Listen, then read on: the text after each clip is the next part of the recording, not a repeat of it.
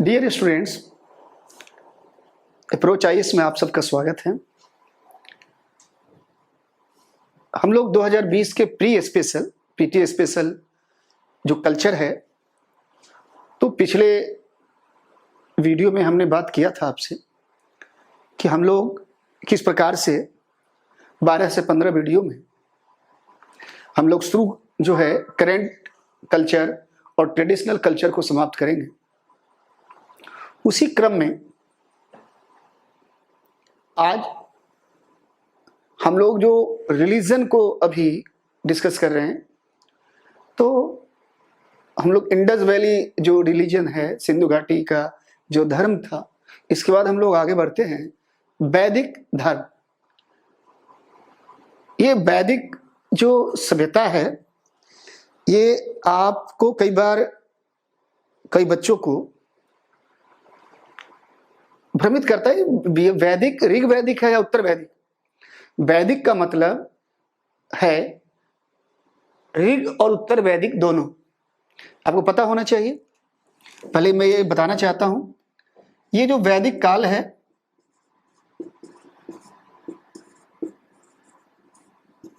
ये दो भाग में है। एक है ऋग वैदिक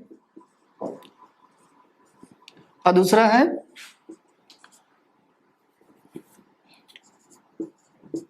उत्तर वैदिक। ये जो पीरियड है, पता है आपको, 1500 से 1000 BCE, और ये है 1000 से 1000 से 600 BCE। तो हम लोग जब पढ़ेंगे वैदिक धर्म, तो इसका मतलब है ये दोनों पढ़ेंगे। एग्जाम में भी अगर आएगा आपको तो लिखा रहेगा वहां पे पेपर में पूर्व वैदिक। अगर ऋग वैदिक नहीं होंगे वहां तो क्या होगा? पूर्व वैदिक। और उत्तर वैदिक का के लिए जो शब्द का जो इस्तेमाल होगा, जो टर्मिनोलॉजी होगी, शब्दावली, वो यही होगा। बहुत होगा तो परवर्ती वैदिक काल। तो लेकिन इंग्लिश में लेटर वैदिक पीरियड ही होगा, क्योंकि कई बार देखा गया ये शब्द का कि परवर्ती का मतलब जो है वो बाद में। इसलिए ज्यादा भ्रमित न होते हुए आप इतना दिमाग में रखिए कि ऋग वैदिक और उत्तर वैदिक हम लोग इसी को लेते हैं धर्म के रूप में। देखिए, मैंने पिछले लेक्चर में बताया भी था आपको कि धर्म जब भी पढ़ेंगे प्री पॉइंट ऑफ व्यू से या किसी भी व्यू से, तो उसे क्लासिफाइड कर देंगे, वर्गीकरण। कैसे? सबसे पहले हम लोग एक ही साथ पढ़ेंगे ऋग वैदिक और एक उत्तर वैदिक।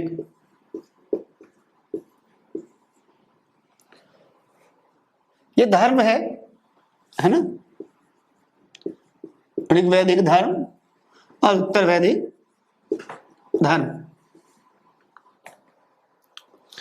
अब यहां एक चीज जो है, सबसे पहला क्या है इसमें? स्वरूप। अब यहां देखिएगा, जब आप ऋग वैदिक में होंगे तो वहां जो धर्म है, तो जैसा समाज होगा, समाज वो प्रभावित करता है धर्म। तो ऋग वैदिक का जो समाज है वो कबायली ढांचे पे आधारित है, कबीला है। लोग क्या है? पशुचारी है, खाना बदोशी है, यायावरी, घुमक्कर एक जगह से दूसरी जगह। तो इसका प्रभाव इनके धर्म पर भी पड़ेगा। अर्थात ऋग वैदिक का जो धर्म है का स्वरूप क्या है? वो है कबायली या कबीलाई स्वरूप है इसका। क्योंकि शुरुआती है तो क्या है? प्रकृति पूजक। हमने पिछले वीडियो में बताया था कि जब कोई भी धर्म या समाज अपने शुरुआत में क्या होगा? प्रकृति पूजक होगा, वो प्रकृति की पूजा करेगा। तो यहां प्रकृति पूजक है। आप यहां उपयोगितावादी भी कह सकते हैं, उपयोगितावादी, जैसे हड़प्पा सभ्यता में, एवं आशावादी। एक और स्वरूप कह सकते हैं आप, वो क्या है? बहुदेववादी। बहुदेववादी। अब देखिए, बहुदेववाद का मतलब ये है कि एक देवता की पूजा नहीं कर रहे हैं, ये बहुत सारे देवता हैं। यास्क के निरुक्त में 33 देवताओं का वर्णन है, 3 कोटियों में विभाजन किया गया, अभी हम लोग देखेंगे। तो बहुत सारे देवता हैं, किंतु आप देखोगे कि ऋग्वेद के अंत समय में 10वें मंडल में जाकर वहां पे एकेश्वरवाद के दर्शन भी होते हैं। जैसे जैसे ऋग्वेद के अंत में जाकर उनके जीवन में स्थिरता आएगी, तो बहुत सारे कबीलाई जो क्षेत्र हैं वहां पे देखने को मिला कि वे लोग भले ही अलग अलग देवी देवताओं की आराधना करते हैं, लेकिन एक बार में एक देवता को प्रमुखता दे रहे हैं। इसे मैक्स मूलर ने कहा हीनोथिज्म, यानी बहुदेववादी हैं किंतु एकेश्वरवाद, एकेश्वरवाद की भी उपस्थिति आप कह सकते हो। ये बहुत इंपॉर्टेंट है, जहां मैं इंपॉर्टेंट लिखूं वहां ध्यान देना है। और जैसे उदाहरण है अग्नि का, कैसे? उसमें लिखा है आप एक जगह कि अग्नि एक है तथा अग्नि एक है, अनेकों में एक है तथा एक में अनेक है। मतलब अग्नि के विभिन्न रूप है, वो देखने में भले ही एक लग रहा है लेकिन इसके रूप अलग है, फिर भी सभी रूप होते हुए भी वो एक ही रूप का विभिन्न क्या है? वो विभाजन है उसका। इसका मतलब इसको मैक्स मूलर ने कहा, अग्नि का उदाहरण देते हुए क्या कहा? हीनोथिज्म। अब देखिए, आपको यह पता होना चाहिए हीनोथिज्म क्या है। इसको कई बार हिंदी में भी बोलते हैं हीनोथिज्म को, एकदा एक देववाद। इसको किसने कहा? मैक्स मूलर ने। इसमें सवाल आया था कि आर्यों का, पूर्व आर्यों का स्वरूप कैसा था, तो उसमें था भक्ति। तो भक्ति तो होगा नहीं है, क्योंकि ये लोग मूर्ति पूजक, ये क्या थे? मूर्ति पूजक। जब ये मूर्ति पूजक नहीं है, सिंधु घाटी के लोग क्या थे? ये लोग मूर्ति पूजक थे, तो वो भक्ति भावना होगा। यहां मूर्ति पूजा नहीं है, तो इसका मतलब क्या है? भक्ति का अभाव। भक्ति के लिए जरूरी है मूर्ति, छवि उपासना, ये नहीं है यहां। तो आइए इसमें सवाल क्या आया? भक्ति, तो भक्ति तो होगा नहीं। यज्ञ, यज्ञ होगा, प्रकृति पूजक भी है, भक्ति बलि भी है। तो ये जो टर्म है इसे ध्यान देना है कि मूर्ति पूजक नहीं तो भक्ति भाव का भाव। इसके बाद एक और चीज है कि जो वैदिक धर्म है, ये धर्म के जो स्वरूप है ये अभी सरल है, याद रखिएगा। सरल एवं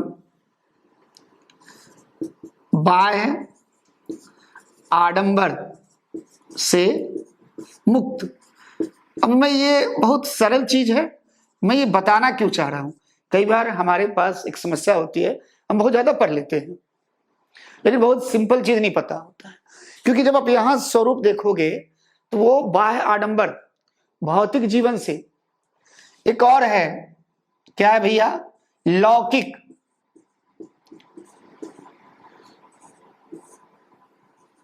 जीवन पर आधारित धर्म है, पर आधारित। अब देखना बाबू, अब आपके सबसे मेन पॉइंट्स क्या है। एक तो प्रकृति पूजक, बहुदेववाद, इसके बाद मूर्ति पूजक नहीं है ये, और लौकिक जीवन मतलब इसी दुनिया के बारे में इनका जो धर्म है वो केंद्रित। जब आप उत्तर वैदिक में आइएगा कि यहां स्वरूप क्या होगा, अब देखिएगा जब आप उत्तर वैदिक में आइएगा, अब ये 1000 से 600 BC है। अब यहां पे क्या है, लोगों के जीवन में स्थिरता आई पहले की तुलना में। यहां क्या हुआ, अब लोग गंगा की जो बेल्ट है, जो क्षेत्र है, वहां आने लगे। लोहे की खोज हुई, कृषि में अब उत्पादन में वृद्धि हुई। अब लोग पशुचारी से, युद्ध प्रिय जाति से, यायावरी से अब क्या है, कृषक होने लगे धीरे धीरे। अब धन संपत्ति का जो अवधारणा है वो वृद्धि होने लगी, लोगों का आसक्त होने लगे उसके प्रति। तो यहां अब धर्म क्या हो जाएगा, जटिल। शब्दों का दम ध्यान देना है, धर्म हो गया जटिल, यहां था सिंपल। अब स्वरूप क्या हो गया, उत्तर वैदिक काल में धर्म हो गया जटिल। वाह है आडंबर पर आधारित।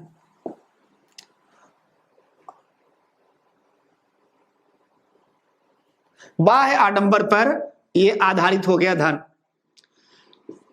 भौतिकतावाद से प्रभावित, भौतिकतावाद से प्रभावित। अब गौर करना आप, अब ये धर्म क्या है, भौतिकतावाद का मतलब क्या है। अब यहां पे पहले सबके लिए दरवाजा खुला हुआ था, चाहे वो ब्राह्मण है, वैश्य है या क्षत्रिय है। इवन शूद्र जो अंत में आया था, शूद्र, उन्हें भी अधिकार दिया गया, क्योंकि वो लास्ट में आया ऋग्वेद के। महिलाओं को इवन यहां तक कहा गया कि अगर महिला किसी यज्ञ में सहभागी नहीं बनेगी तो यज्ञ अपूर्ण हो जाएगा। महिलाओं को उपनयन संस्कार का अधिकार था। लेकिन यहां आते आते क्या हुआ, महिलाओं को, शूद्रों को धर्म से वंचित कर दिया गया। इसका मतलब क्या हुआ, यह धर्म क्या हो गया, भौतिकतावाद पे यह धर्म क्या हो गया। अब यहां पे कहने लगा क्या, पैसा, जिसके पास अधिक धन है, समाज के ऊपरी 2 वर्ग, अब उनको जो है आराधना का, उपासना का जो अधिकार है, धर्म का अधिकार है, वो उनको मिला। अब देखिए बाकी कबीलाई स्वरूप तो यहां नहीं रहेगा, उपयोगितावादी, प्रकृति पूजक तो यहां भी रहेंगे। लेकिन अब प्रकृति के साथ साथ क्या है, फिर आगे बढ़ेगी चीजें। अब देखिए मूर्ति पूजक यहां भी नहीं है, तो यहां जो स्वरूप है वो ध्यान देना है आपको, क्या ये कि जटिल हो गया, भौतिकतावाद से प्रभावित हो गया। कर्मकांडी एक शब्द आता है, कर्मकांडी, मतलब कर्मकांड ज्यादा हो गया। तो ये हो गया पहला डायमेंशन। यहां जब भी सवाल पूछेगा तो याद रखिए, ऋग्वेद के लौकिक जीवन पर आधारित, भक्ति अभाव, प्रकृति पूजक और बहुदेववादी, किंतु एकेश्वरवाद की भी उपस्थिति। ये 4 पॉइंट अगर याद रखेंगे तो यूपीएससी में सवाल कभी भी आएगा, ये डायमेंशन से बन जाएगा। अब हम लोग देखते हैं कि धर्म के अंतर्गत जो सेकेंड डायमेंशन है, स्वरूप के बाद क्या, हम लोगों ने जब सिंधु घाटी सभ्यता का धर्म का जब अध्ययन किया था तो वहां भी ध्यान दिया था कि सेकेंड डायमेंशन में हम लोग पढ़े थे कि स्वरूप के बाद सेकेंड में उपासना विधि। ये उपासना विधि क्या होनी चाहिए? फिर वही बात, जब प्रारंभिक धर्म है तो किस पे आधारित होगा? लौकिक उद्देश्य, लौकिक उद्देश्य। अब देखिए ये लौकिक उद्देश्य क्या है? ये लौकिक उद्देश्य के अंतर्गत क्या होगा? संतान, धन, धान्य, इसके बाद क्या होगा? आरोग्य, पशु, इसके बाद क्या होगा? युद्ध विजयी, यही तो होगा। एक कबीला दूसरे कबीला से, कबीला का संघर्ष होते थे कबीलाओं के अंदर, तो कबीलों के अंदर जब संघर्ष होंगे तो युद्ध में विजय की कामना राजा करता था कबीलों की ओर से। तो युद्ध विजय, संतान की उत्पत्ति, और संतान में भी क्या कामना किया गया है? पुत्र, आरोग्य, चाहे वो पशु आरोग्य रहे या अपना जो पति है, बच्चे हैं, फिर धन धान। तो ये जो है ये लौकिक उद्देश्य। दूसरा उद्देश्य क्या?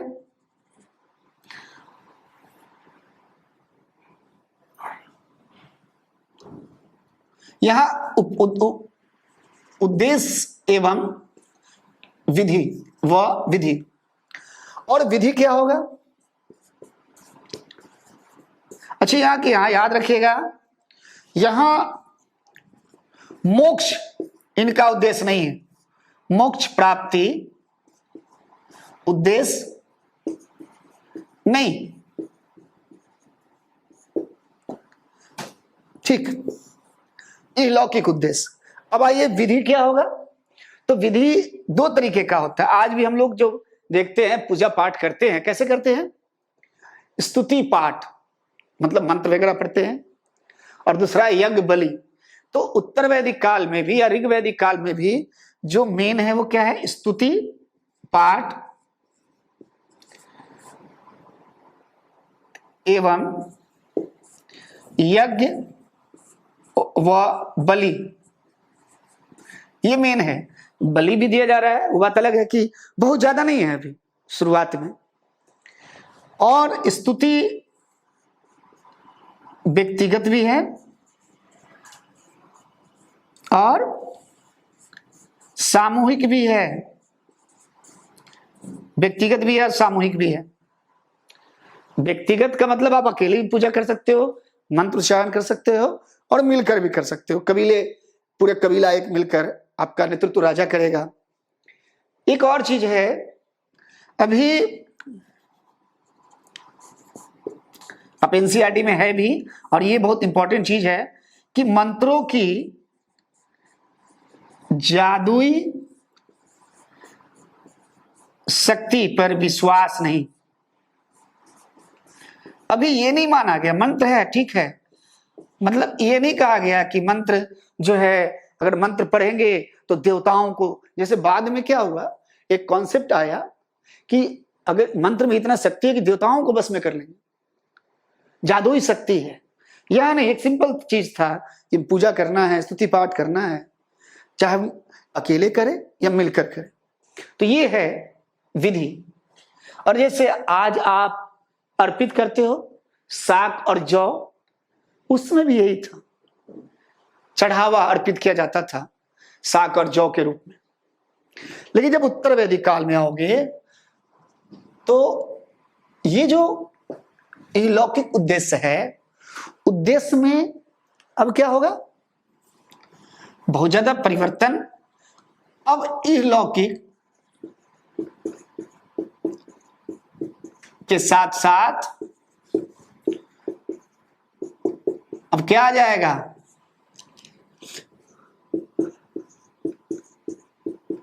पारलौकिक। अर्थात अब राजा को विजयी होना है। पुरोहित वर्ग क्या कर रहा है, उसके लिए यज्ञ करवाता है। अब चूंकि यहां पे देवत्व का आरोपण, यहां क्या हो रहा है, राजा पर क्या हो रहा है, देवत्व। एकदम गौर करना है इन चीजों को, देवत्व का आरोपण एकदम ध्यान देना है। राजा को ब्राह्मणों ने क्या किया, पुरोहितों ने भगवान का, ईश्वर का मान लिया प्रतिनिधि, देवत्व का आरोपण हो गया। इसका मतलब है कि वो पृथ्वी पर कैसे बाद में जाके वो जिल्ले इलाही छाया है इस अल्लाह का। तो ठीक यहां पे गौर करना है बाबू कि राजा पे जब देवत्व का आरोपण होगा तो, और साथ ही साथ ईश्वर जो आराधना जो किया जाता था वो मोक्ष, ज्यादा यज्ञ करेंगे, प्रतिष्ठा में वृद्धि होगी, धर्म होगा, इस टाइप से चीजें जो है धीरे धीरे बढ़ने लगा। यहां पे आप गौर करना, ये जो विधि है, उपासना विधि, वो क्या है, समान है। समान का मतलब किसके समान, ये ऋग्वेद के समान लगभग। अंतर कहां आया, लगभग समान है, अंतर क्या है, एक अंतर क्या है, यज्ञ, यज्ञों में वृद्धि। यज्ञों में वृद्धि अलग से हम लोग यज्ञ देखेंगे।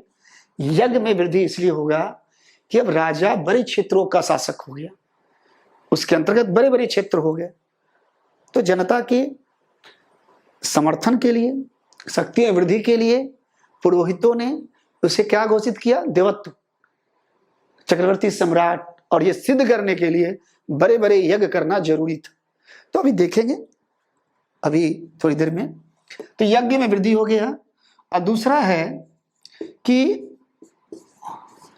मंत्रों के उच्चारण एवं जादुई शक्ति पर बल, ये एक बहुत जो है इंटरेस्टिंग चीज है। अब कहने लगा पुरोहित क्या कि मंत्र, चूंकि यज्ञ की महत्व बढ़ गया तो पुरोहितों की संख्या भी बढ़ेंगे, पुरोहित की संख्या में वृद्धि हो गई। अब तो हर आदमी चाहेगा पूजा करना, तो बड़े बड़े पुरोहितों ने क्या किया कि इसका सही से उच्चारण जो करेगा वही यज्ञ कर सकता है। अब चूंकि सही उच्चारण हमारे जैसे पुरोहित करेंगे तो स्वाभाविक बात है कि हर आदमी सही उच्चारण कर नहीं सकता। और ये भी बोल दिया कि अगर आप उच्चारण गलत करोगे तो आपका अनिष्ट हो जाएगा, गलत उच्चारण से अनिष्ट। और यहां पे एक कॉन्सेप्ट आया कि इस मंत्र में इतनी शक्ति है कि देवताओं भी बस में हो जाएंगे, यानी देवता भी बस में, यानी मंत्रों की जादुई शक्ति उच्चारण पर बल, ये चेंज हुआ कॉन्सेप्ट। ठीक है, आईएएस जो पूछेगा यही लाइन आप देख लेना, है ना। क्योंकि हम लोगों का जो उद्देश्य है ये एक फ्रेंडली है, गुरुकुल टाइप से। मैं हमेशा पढ़ाने पे एक चीज बल दिया कि नियमित समय पे चीजें हो, और अनर्गल बातें करने से बेहतर है हम लोग, जैसे पेपर होगा 2020 का, अगर सवाल आए तो जिस टॉपिक से सवाल आएंगे आप देखना वो हूबहू आप वही आएंगे, अगर वो टच करेगा तो इसके लिए हम लोगों को मिलकर काम करना है। ये प्रमाण देने की जरूरत नहीं है मेरे तरफ से कि ये कर लो ये होगा, है ना। बहुत स्मूथली जो है देखना है। तो बहुत ये है, इसको पॉइंट बाय आप लिखिए, जैसे मैं लिखाया समझा रहा हूं, और वही कॉन्सेप्ट दिमाग में रखना है कि किस प्रकार से यज्ञ यहां भी है, बलि यहां भी है, यहां वृद्धि हो गई। ये तो ये उपासना, एक और यज्ञ में वृद्धि हो गई। और जो बलि है, अब बलि में भी क्या होगा, जब यज्ञ में वृद्धि तो बलि में भी वृद्धि, यानी क्या होगा, धर्म में हिंसा का समावेश, यानी गौर करना है, अब धर्म में हिंसा आ गया। तो इस प्रकार से ये सेकंड डायमेंशन है, उपासना का उद्देश्य क्या है और विधि क्या है। अब देखिए, जो तीसरा चीज है वो हम लोग देखेंगे पुरोहितों की स्थिति, क्योंकि पुरोहित का बहुत अच्छा रोल है यहां। अब देखिए, तीसरा है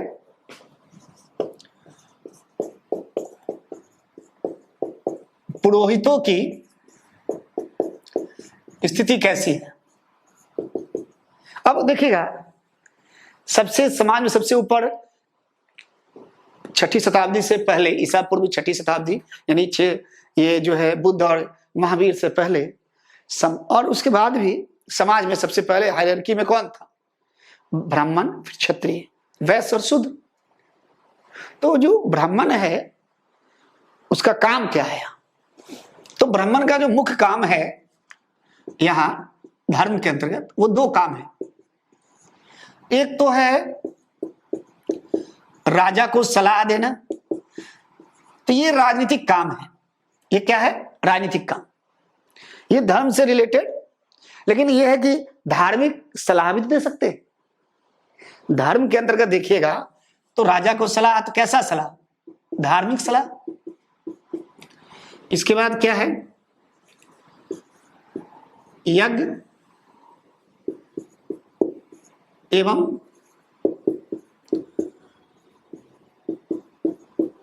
मंत्रोच्चारण, यज्ञ एवं मंत्रोच्चारण पर बल। अब गौर करना हम, यहां मंत्रोच्चारण पर बल दिया जा रहा है, यज्ञ एवं मंत्रोच्चारण पर बल, या यज्ञ एवं मंत्रोच्चारण ऐसे कह सकते हैं, संबंधी कार्य, मतलब यज्ञ भी कर रहे हैं और मंत्रोच्चारण। आप इस शब्द को अगर थोड़ा सा विस्तार दोगे तो क्या हो जाएगा? अनुष्ठान। इसके बाद क्या है? देवताओं एवं मानवों के बीच मध्यस्थ। ये जो पुरोहित है वो देवताओं और मानवों के बीच में क्या है? मध्यस्थ का काम करते हैं। कैसे? ये बोलते हैं कि जैसे, ये तो खैर अंधविश्वास भी बढ़ गया बाद में जाकर, इनका कहना है कि मेरा सीधा संपर्क किससे हो रहा है? देवता से, मतलब इनका डायरेक्ट संवाद होता है देवता से। तो मनुष्य की जो भी तकलीफ है, धार्मिक संबंधी जो समस्याएं हैं, कि वो ईश्वर तक वो पहुंचाने का कार्य कर रहा है। कौन? ये एक इनका जो है ये काम है।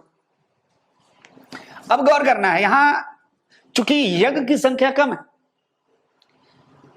बलि बहुत ज्यादा नहीं है, कर्म कांड नहीं है, तो यहां पे क्या है?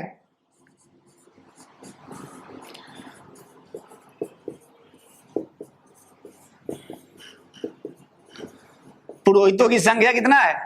7। ज्यादा कर्म कांड नहीं, ज्यादा यज्ञ नहीं, तो पुरोहितों की संख्या 7। तो यहां में मेन चीज याद रखना है, राजा का काम, ये पुरोहित का काम क्या है? यज्ञ मंत्रोच्चारण संबंधी काम, देवताओं और मानवों के बीच मध्यस्थ, और 7 संख्या। यहां ये जो काम है ये तो है ही, यज्ञ यहां भी कर रहा है, मंत्रोच्चारण यहां भी कर रहा है, अनुष्ठान यहां भी है, जितने भी कर्म कांड है यहां भी। बस यहां जो है इस संख्या में क्या हो गया? संख्या में वृद्धि, और ये वृद्धि कितनी हो गई? 16। पुरोहितों की संख्या बढ़ गया। क्यों बढ़ा? क्योंकि यहां पे पुरोहित क्या कर रहा है? बहुत ज्यादा यज्ञ है, वाजपेयी यज्ञ पढ़ेंगे अभी, अश्वमेध यज्ञ, पुरुषमेध यज्ञ, राजसु यज्ञ और बहुत सारे यज्ञ, तो 16 हो गई। तो ये है, अगर आपको ये याद रखना है और ये सवाल आ सकता है। इसके बाद देखिए जो नेक्स्ट डायमेंशन है बहुत इंपॉर्टेंट है, वो क्या है? वो है देवी और देवताओं की स्थिति क्या है। फोर्थ डायमेंशन में यह है देवी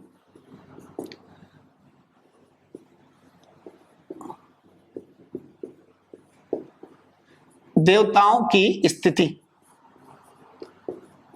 अब देखिए किसी भी काल में देवी भी होता है, देवता भी है। तो यहां पे एक चीज है, पुरुष देवताओं की चर्चा अधिक। आप चर्चा भी कह सकते हो या उल्लेख। जब पुरुष, हम लोग सिंधु घाटी में क्या पढ़े थे कि वहां मातृ देवी की ज्यादा है, तो इसका मतलब क्या है? मातृ सत्तात्मक समाज। यहां क्या है? पुरुष देवता। तो इसका मतलब क्या है? पितृ सत्तात्मक समाज। मतलब एक आकलन किया गया। दूसरा,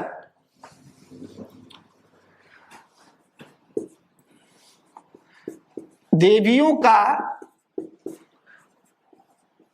उल्लेख है किंतु कम एवं विरोधी रूप में। जैसे देवी कौन है? उषा, अदिति। तो यहां देखते हैं कि देवियों का उल्लेख तो है, ये नहीं कि नहीं है, लेकिन उषा, अदिति, सविता बहुत सारे हैं, लेकिन इनका जो उल्लेख है एक तो कम है और देवताओं के विरोध के रूप में, विरोधी के रूप में। दूसरी बात यहां ध्यान देना है कि ये तो स्थिति है। अब देवताओं का विभाजन कैसे?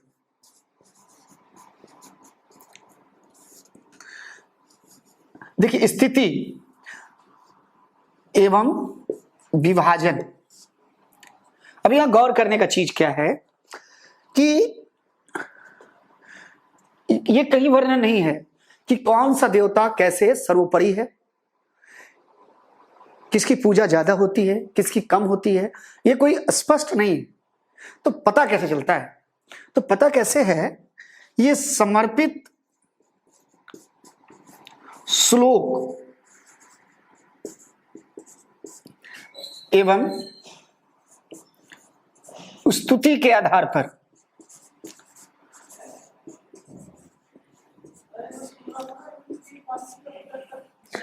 सबसे अधिक जो, देखिए एक शब्द आएगा ऋचा। अब सबसे अधिक जो श्लोक अर्पित किया गया वो किया गया किसके लिए? इंद्र के लिए। इसके बाद अग्नि, फिर किया गया वरुण। अब गौर करना, इंद्र के लिए कितना? 250, 200, 170। यानी जितना अधिक श्लोक अर्पित किया गया, उन अर्पित श्लोकों के आधार पर यह कहा गया कि ऋग्वैदिक जो सबसे प्रमुख देवता थे वो कौन से देवता थे? इंद्र। इंद्र को सबसे प्रमुख देवता कहा गया। यह युद्ध का देवता है, ये पूर्ण दुर्गों का संहार करने वाले हैं। ये वर्षा के देवता भी कहा गया कई जगहों पर। तो ये, इसके बाद अग्नि है। तो यहां से पूछेगा अग्नि, अग्नि क्या करता है? मध्यस्थ, संचार। ये मानव और देवताओं के बीच मध्यस्थ एवं संचार का माध्यम है। एक कहा गया, एक मान्यता के अनुसार कि जब हम आहुति देते हैं तो ये आहुति अग्नि के रूप में देवलोक, देवताओं के पास जाता है। यानी मानव के द्वारा की गई आहुति देवताओं के पास जाता है। यानी अग्नि क्या है? मानव और देवताओं के बीच संचार एवं संपर्क का माध्यम। यह है वरुण। वरुण यानी इसको कहा गया ऋत, ऋतस्य गोपा।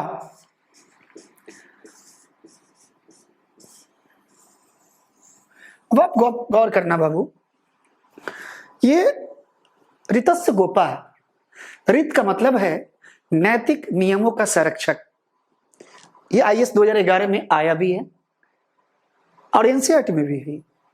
ऋतस्य गोपा यानी सूर्य का नियत समय पर सूर्योदय होना, उदय होना, उसका अस्त होना, पृथ्वी का अपने नियम अनुसार प्रत्येक कार्य का संपादित होना, ये सब क्या है?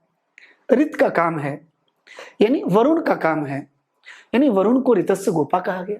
यानी आप देखते हो कि समर्पित श्लोक के आधार पर यहां वर्णन क्या है? इंद्र, अग्नि, वरुण, और भी देवी देवता, और भी देवता है, लेकिन ये मेन ये है। अब यहां पे क्या है? ये स्थिति हो गया कि किसकी स्थिति कैसी है। अब विभाजन, अब देवताओं का विभाजन भी किया गया।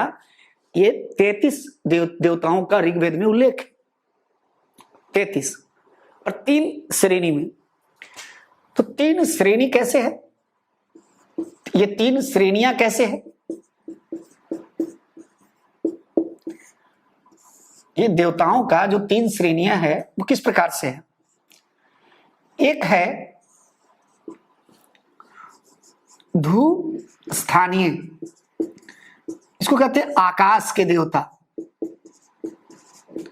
दूसरा अंतरिक्ष स्थानीय, और तीसरा है, ये अंतरिक्ष के देवता हो गए, और फिर हुआ पृथ्वी स्थानीय, यानी पृथ्वी के देवता। अभी गौर करना है, अग्नि तीनों में है, अग्नि हर जगह है, ये तीनों में है, पृथ्वी, अंतरिक्ष और आकाश। अंतरिक्ष आकाश के देवता में कौन होंगे? जैसे विष्णु, पूषण पशु का देवता थे, यहां मित्र, वरुण। अंतरिक्ष में क्या होंगे? इंद्र, इंद्र अंतरिक्ष में रहते हैं। वायु, प्रजापति, प्रजापति आदि। पृथ्वी में कौन होंगे? पृथ्वी के देवता में जैसे सरस्वती, जैसे पृथ्वी, बृहस्पति, सोम। ये जो वर्गीकरण है, ये वर्गीकरण है 3 श्रेणियों में, और अग्नि तीनों में कॉमन है। तो आपने देखा कि पुरुष देवता का उल्लेख ज्यादा है, जो देवियों हैं उनका उल्लेख कम है, जो है भी वो विरोधी रूप में है। कोई स्पष्ट विभाजन नहीं है, देवताओं का कोई स्पष्ट विभाजन नहीं है। समर्पित श्लोकों के आधार पर हम इनका क्या है, आकलन किया जाता है कि क्या स्थिति होगी। अब आइए उत्तर वैदिक काल में, मैं इसको मिटा दे रहा हूं। अब देखिए, उत्तर वैदिक काल में जब आइएगा तो ये देवी देवताओं की स्थिति में क्या है? स्थिति में अब परिवर्तन हो रहा है। अब आप बोलिएगा सर ये परिवर्तन क्या हो रहा है?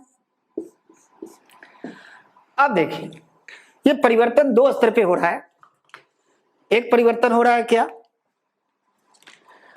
एक परिवर्तन हो रहा है कि सबसे बड़ी बात है कि जो अभी इंद्र है, इंद्र और अग्नि, वरुण। ये क्या है? ये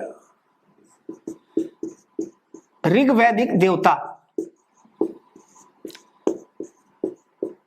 इनकी स्थिति क्या हो गई? स्थिति निम्न हो गई पहले की अपेक्षा। गौर करिएगा, सवाल आएगा कि उत्तर वैदिक काल के धर्म के बारे में निम्न कथनों पर विचार करें कि उत्तर वैदिक काल में ऋग्वेद के अनेक देवताओं की स्थिति निम्न हो गई, या इंद्र, अग्नि, वरुण, या इसमें से किसी एक देवता के बारे में देगा, स्थिति क्या हो गई? निम्न हो गई। तो आप बता देना कि ये क्या है? सही है। अब क्या हो गई? अब प्रजापति प्रमुख देवता। अब प्रमुख देवता कौन हो गया? ये इंपॉर्टेंट है बेटा। अब प्रजापति अब क्या है? इंपॉर्टेंट हो गया। ठीक है। दूसरी बात, अब क्या है? कुछ देवताओं का संबंध किससे हो गया? विशेष वर्ग से, जैसे पूषण। ये जब ऋग्वैदिक काल में देखोगे तो ऋग्वैदिक काल में पूषण क्या है? यहां पे क्या है? ये पशु का देवता है। और उत्तर वैदिक काल में क्या हो गया? ये शूद्र का देवता है। यानी देवताओं का, देखिए शब्द है मेन, यहां क्या हो जाएगा? सामाजिक वर्गीकरण। देखना, देवताओं का सामाजिक वर्गीकरण हो गया। एक और चीज, यहां अनेक सहायक देवी देवताओं का उदय। अब आप बोलोगे सर ये सहायक देवी देवताओं का उदय कैसे हुआ? जैसे आप मंदिर जाते होगे, अभी कल्चर में जब पढ़ोगे स्थापत तो मजा आएगा। तो मंदिर जब जाओगे तो मंदिर में देखना, इस साइड दाएं बाएं साइड छोटे छोटे मूर्तियां होती हैं यक्ष का। इसको आप ऐसे ले सकते हो,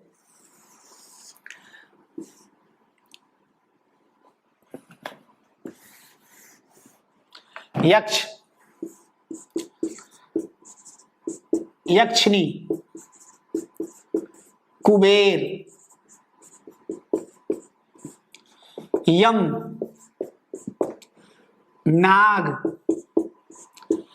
दिक्पाल आदि। ये सहायक देवी देवता है। यक्ष, कुबेर, नाग, दिक्पाल, ये सब क्या है? सहायक देवी देवता। इनकी जो है पूजा अर्चना होने लगी। एक और चीज, अब रुद्र, विष्णु, इनकी जो महत्ता है, इनकी महत्ता में क्या हो गई? वृद्धि। देख रहे हैं, इनके महत्व बढ़ गया। रुद्र और विष्णु की महत्ता बढ़ गई। तो आपने देखा किस प्रकार से। एक और चीज, ऋग्वैदिक काल में एक आप चीज देखना, पशु पूजा हमने लिखाया, पशु का देवता है। ऋग्वैदिक काल में भले ही पशु का देवता है, लेकिन पशु पूजा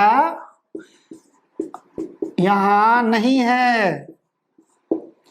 उत्तर व सिंधु घाटी सभ्यता में बहुत इंपॉर्टेंट चीज है। यूपीएससी आपके दिमाग से खेलता है। आपको पता है कि पूषण यहां पशु का देवता है, यहां शूद्र का देवता हो गया, यानी सामाजिक वर्गीकरण। आप यह सोच लोगे, मान लोगे कि ऋग्वैदिक पशु पूजा की का अस्तित्व था? नहीं, पशु पूजा नहीं है, लेकिन देवताओं की कल्पना की गई है पशु रूप में, पशु रूप में। दोनों में अंतर है। पशु पूजा नहीं है, देवताओं की कल्पना की गई है। जैसे इंद्र का कल्पना किया गया है वेगवान सूर्य के रूप में, ये सॉरी अश्व के रूप में इंद्र है। एक अश्व है जो वेगवान, बहुत ज्यादा तेज चल रहा है। फिर इंद्र की कल्पना की गई है एक सरामा नामक एक जो है एक जानवर है ना, जिसको कहते हैं सरामा नामक जो कुतिया है, उसकी कल्पना की गई है। यानी पशु के रूप में की कल्पना की गई देवताओं का, न कि पशु पूजा। तो ये ध्यान देना है। तो आपको ध्यान देना है कि पुरुष देवता अधिक, महिला कम, यानी पितृसत्तात्मक। कोई स्पष्ट वर्गीकरण नहीं, विभाजन नहीं, समर्पित श्लोक के आधार पे हायरार्की तय किया गया। हमने बताया था यहाँ 3 विभाजन किया गया है, अंतरिक्ष, आकाश और पृथ्वी। यहाँ जब आते हैं तो देखते हैं कि अभी यहाँ का देवता जो था अग्नि, वरुण, इंद्र, इसकी महत्व कम हो गया और इसके जगह पे आ गया प्रजापति। फिर यहाँ जानवर का देवता है पुरुषन, यहाँ हो गया शूद्र का। फिर सहायक देवी देवता, और फिर आ गया रुद्र और विष्णु की महत्व में वृद्धि हो गई। ये मेजर जो है देवताओं की स्थिति जो है आप देखते हो। अब यहाँ एक चीज है कि कुछ चीज याद रखना है। जैसे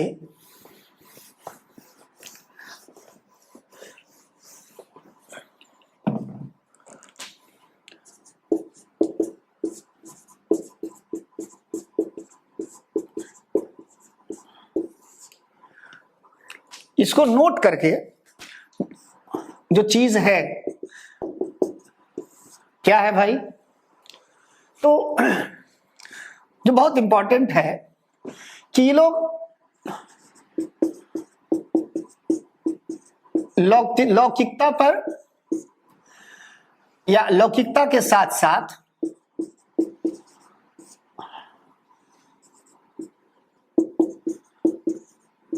पार लौकिकता, गौर करिएगा, ये लौकिकता है, लेकिन लौकिकता के साथ साथ जैसे सिंधु घाटी सभ्यता में था, यहां भी है। ऋग्वैदिक में, ऋग्वैदिक काल में जो लौकिकता है वो क्या है,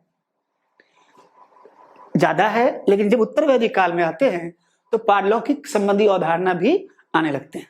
दूसरी बात यहां पे क्या है, जब आप देखोगे नोट में मूर्ति पूजक नहीं,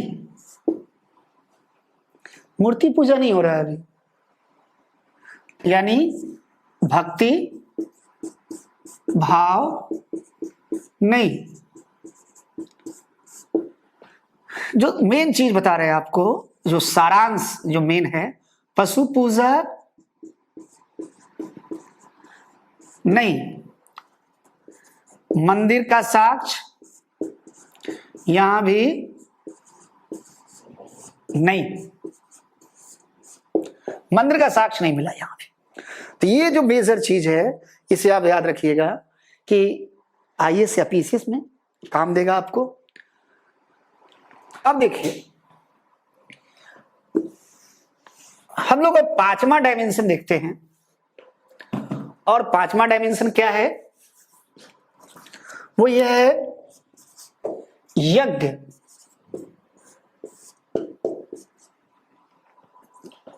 देखिए अभी जो यज्ञ हो रहा है उसका उद्देश्य क्या है, यज्ञ का उद्देश्य क्या था। आईएएस में डायरेक्ट सवाल आ सकते हैं कि यज्ञ का उद्देश्य क्या है। तो अगर यज्ञ का डायरेक्ट अगर उद्देश्य आएगा तो आप क्या लिखोगे, यज्ञ का उद्देश्य। तो पहला उद्देश्य देखिएगा ध्यान से, फर्स्ट उद्देश्य क्या हुआ, राजा की शक्ति में क्या है,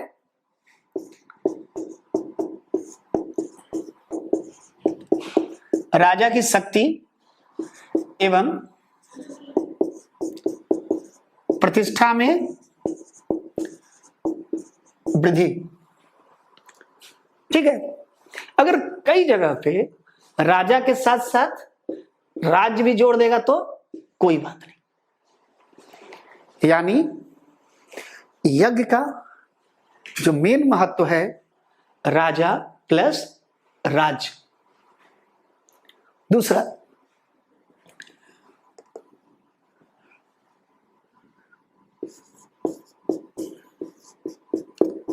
सीमांत क्षेत्रों में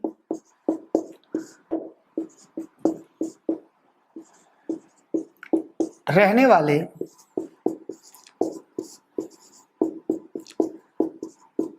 शासकों के बीच प्रभुत्व में वृद्धि प्लस आर्यीकरण। देखिए, जब यज्ञ करेंगे तो राजा की प्रतिष्ठा ही बढ़ेगी। बहुत सारे यज्ञ क्या थे जो राजा की प्रतिष्ठा में वृद्धि करते थे, जैसे अश्वमेध यज्ञ, वाजपेयी यज्ञ, तो प्रतिष्ठा में वृद्धि होगा। और साथ साथ सीमांत क्षेत्र में जो रह रहे हैं लोग, उनका भी क्या होगा, उनके बीच हमारा वर्चस्व बढ़ेगा, प्रभुत्व में वृद्धि होगी। और वे मुख्य जो मेन स्ट्रीम कहते हैं वर्ड्स, जो वर्ड आता है मेन स्ट्रीम, मुख्य धारा, उसमें आएगा ये जनजाति लोग। तो उसका मतलब क्या है, उनका आर्यीकरण होगा। एक और चीज इसमें क्या होगा, खाद्यान्न कहिए या उत्पादन में वृद्धि। यानी अब यज्ञ से क्या होगा, अलग अलग क्षेत्रों के लोग आएंगे। अब बताओ ना, राजसूय यज्ञ 2 साल चल रहा है, वाजपेयी यज्ञ 17 दिन तक चलते हैं। क्या ये यज्ञ में जब लोग आएंगे अलग अलग समुदायों का, तो क्या होगा, खाद्यान्न अधिक होने की जरूरत होगी, तो राजा ध्यान देगा अधिक उत्पादन पे, तो उत्पादन में वृद्धि होगी। और एक और चीज क्या होगा, सामाजिक गतिशीलता। सामाजिक गतिशीलता में वृद्धि होगी। जब अलग अलग समुदाय के लोग जब आपस में इंटरेक्शन करेंगे तो गतिशीलता में वृद्धि होगी। तो ये जो है मेन उद्देश्य है यज्ञ का। लाभ भी है। यज्ञ के लाभ क्या होते हैं, यज्ञ के लाभ क्या होंगे। जब यज्ञ होगा तो आप जरा बताओ, एक अग्निकुंड होता है यज्ञ के लिए, तो क्या होगा, गणित। तो यहां देखिए गणित के क्षेत्र में प्रगति कैसे, ये लाभ है, ये हमने बताया। देखिए ये उद्देश्य है। लाभ कैसे है कि जैसे अगर बनेगा, हमने पहले ही बताया आपको कि अग्निकुंड का एक शेप है, एक साइज है, आकार है। दूसरी बात है चिकित्सा के क्षेत्र में भी प्रगति होगा। चिकित्सा के क्षेत्र में प्रगति। अब आप बोलोगे चिकित्सा, तो ये ज्यादातर पशुओं की चिकित्सा, जैसे पशु का अगर मान लिया जाए बलि दी जाएगी, तो पशुओं के विभिन्न अंगों से हम लोग क्या हुए, परिचित हुए। पशुओं के विभिन्न अंगों से हम लोग परिचित हुए। इसका मतलब है कि धीरे धीरे पशु से मानव की ओर आए। आप देखिएगा, आप जब मेडिकल का, पहले मुझे याद है जो छोटे थे, अब तो बहुत ज्यादा डेवलपमेंट हो गया, तो जब 10+2 में जब पढ़ते थे बच्चे, हमारे जो सीनियर्स थे, तो बताते मेढक को चीर फाड़ किया गया, फिर उसको जाके सिला गया, फिर मेढक जिंदा हो गया, मतलब मेढक पे एक्सपेरिमेंट। तो पहले यहां भी इस प्रकार से चिकित्सा, जब बलि दिया गया होगा तो जानवर यानी पशु चिकित्सा के क्षेत्र में धीरे धीरे चिकित्सा के क्षेत्र में क्या है, लाभ हुआ। तो इस प्रकार से आप देखें यज्ञ का उद्देश्य और लाभ ये था। यहां यज्ञ सीमित है, यज्ञ में बहुत ज्यादा हिंसा नहीं है। लेकिन जब यहां आइएगा तो ये सारे उद्देश्य तो है। अब व्यापक पैमाने पर यज्ञों का आयोजन, अब देखिए यज्ञों का आयोजन क्या हो गया, बड़े पैमाने पर यज्ञों का आयोजन हो गया, बहुत ज्यादा। क्यों? क्योंकि मैंने बताया अब चक्रवर्ती सम्राट की अवधारणा आ गया, धीरे धीरे देवत्व का आरोपण हुआ, धीरे धीरे एक राजा, छोटे छोटे जनपद बने, बाद में 6ठी शताब्दी के लास्ट में क्या है, महाजनपद बन गए। तो यहां बड़े यज्ञ, और यज्ञों में क्या है, हिंसा का समावेश। शतपथ ब्राह्मण में कहा गया एक जगह कि अगर बलि नहीं दी जाएगी तो सूर्योदय नहीं होगा। अब आप बताओ, यानी बलि की बात, यानी धर्म के अंदर हिंसा का समावेश हो गया। यहां पे उत्तर वैदिक काल में ये बड़े पैमाने पर यज्ञों का आयोजन किया जाने लगा। तो ये जो था यज्ञ, अब इसी में ये जो रहा आपका, ये जो सारा है हमने बताया उत्तर वैदिक और ऋग वैदिक और उत्तर वैदिक का धर्म।